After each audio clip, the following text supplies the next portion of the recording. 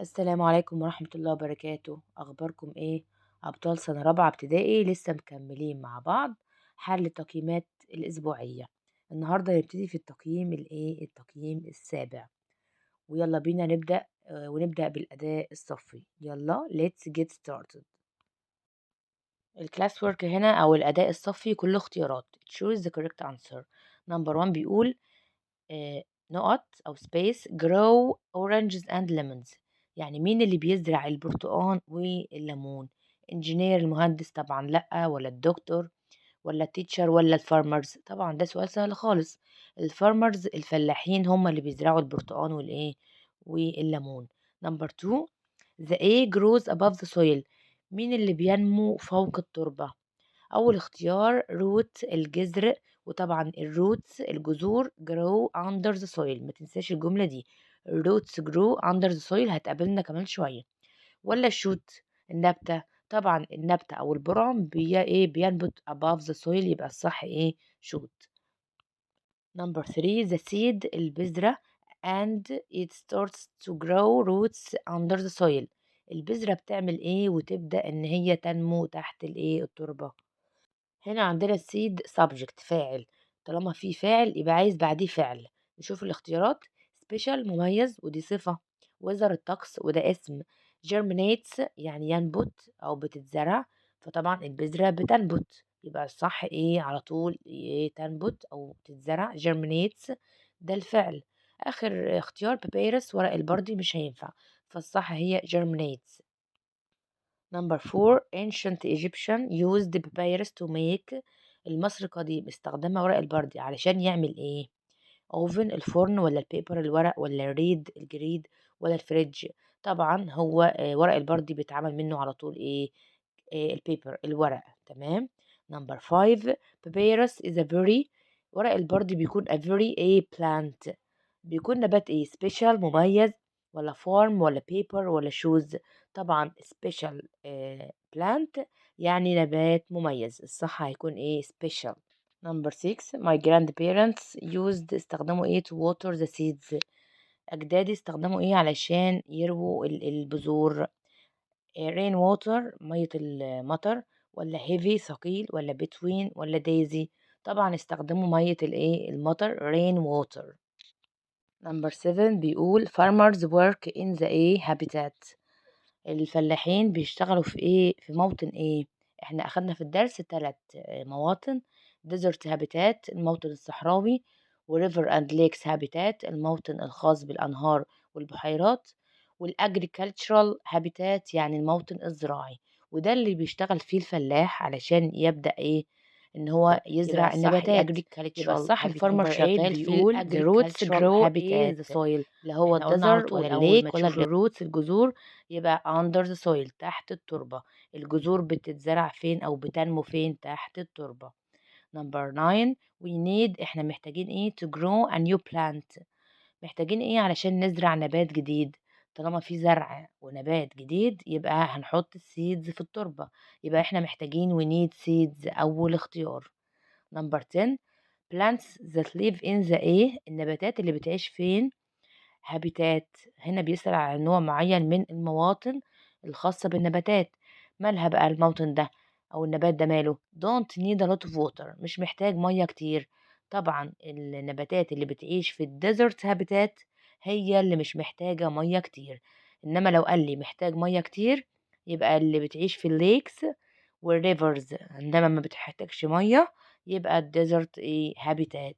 بكده نكون خلصنا الأداء الصفي أو الكلاس وورك، وبعد كده ندخل بقى على طول إن شاء الله على الهوم وورك الواجب المنزلي الخاص بالأسبوع السابع. ويلا let's get started. ندخل على الهوم وورك الواجب المنزلي وبرضو أسئلة اختيارات. choose the correct answer. number 1 بيقول I eat the plants every day. أنا بعمل في النبات كل يوم and they grow flowers، وبعد كده بيكبر وينمو ويكون ورد. طبعا احنا water بنسقي الزرع، water بنروي الزرع أو بنسقي الزرع، water the plants. water هنا verb مش اسم. number 2 the plant النبات has green. النبات عنده أخضر من الاختيارات؟ طبعا الليفز أوراق الشجر، الليفز هي اللي لونها أخضر. نمبر 3 we a seed and it grows. بنعمل ايه في البذرة وبعد كده بتكبر وتنمو؟ طبعا plant a seed، بنزرع البذرة. Number 4 the roots grow under the ايه، احنا الجملة دي حفظناها. under the soil، الجذور بتنمو تحت الايه، التربة. Number 5 our plants are growing. المفروض هنا our growing وحرف الجر on، على ايه، tomato ولا balcony ولا soil ولا house؟ طبعا balcony، ايه، النباتات بتتزرع على البلكونة. Number 6 the sunflower dies and drops its ايه، وردة عباد الشمس بتموت وايه اللي بيتساقط منها؟ السيدز ولا الروتس ولا الجرين ولا الفارمرز؟ طبعا اخر اختيارين ملهمش علاقة. اول حاجة السيدز اللي بتسقط ولا الروتس؟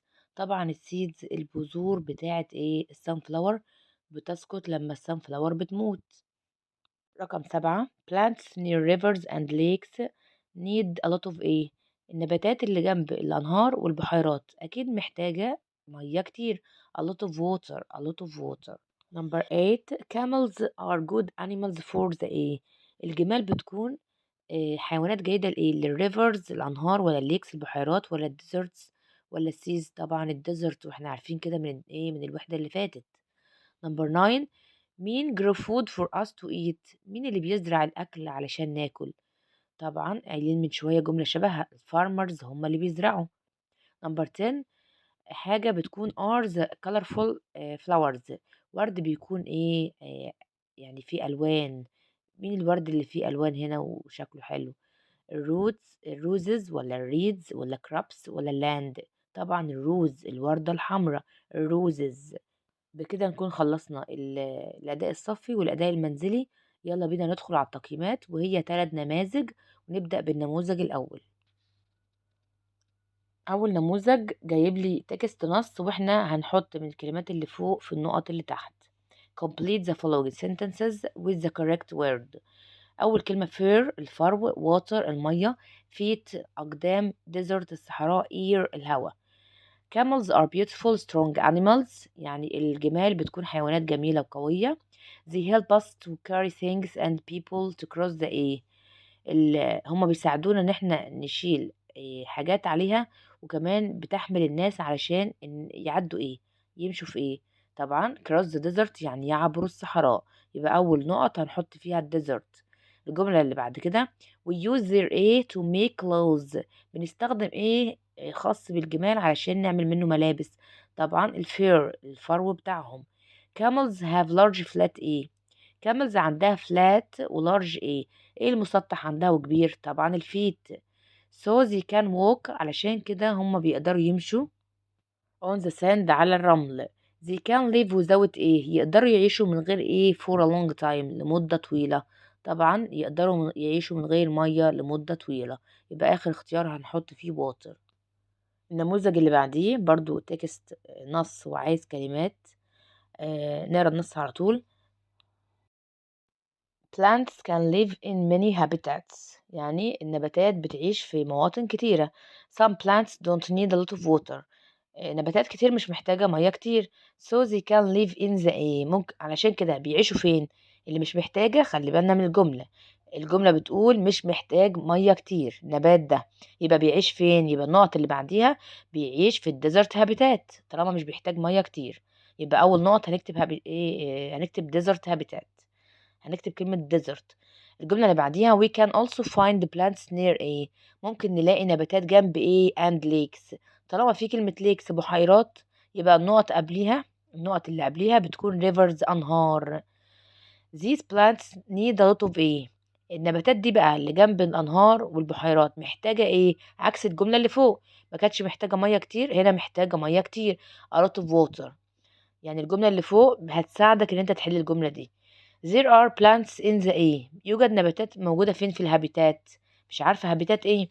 where farmers work، هنا بقى الفارمر الفلاح شغال فين؟ في الموطن الزراعي. agricultural ايه habitat، يبقى الاختيار الأخير هيكون agricultural. آخر نموذج معانا نقرا الكلمات الموجودة. paper ورق، warm دافئ، river النهر، famous مشهور، sandals اللي هو الصندل اللي احنا بنلبسه. Papyrus was a very special plant in ancient Egypt. يعني ورق البردي كان نبات مميز في مصر القديمة. It is because ancient Egyptians used papyrus to make.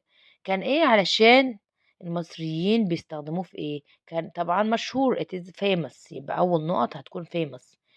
والمصريين القدماء استخدموا البابيرس علشان يعملوا علشان يعملوا البيبر، الورق. الهدف الأساسي كان الورق، البيبر. they also made، وكمان استخدموه علشان الباسكتس السلة، وعشان كمان طبعا الساندلز، كانوا بيلبسوا الساندلز المصنوعة من ورق البرد. آخر جملة papyrus needs a lot of water and ورق البرد بقى محتاج مية كتير weather. طالما في كلمة weather طقس، يبقى هنجيب حالة الطقس من فوق. warm يعني الطقس الدافئ، يبقى warm الطقس الدافئ هي الصح. and grow quickly أو to grow quickly علشان ينمو بسرعة، يبقى آخر اختيار هيكون warm. وبكده نكون خلصنا التقييمات الخاصة بالأسبوع السابع. يا رب تكونوا استفدتوا. إن شاء الله نكمل باقي التقييمات الأيام الجاية، وأشوفكم على خير إن شاء الله.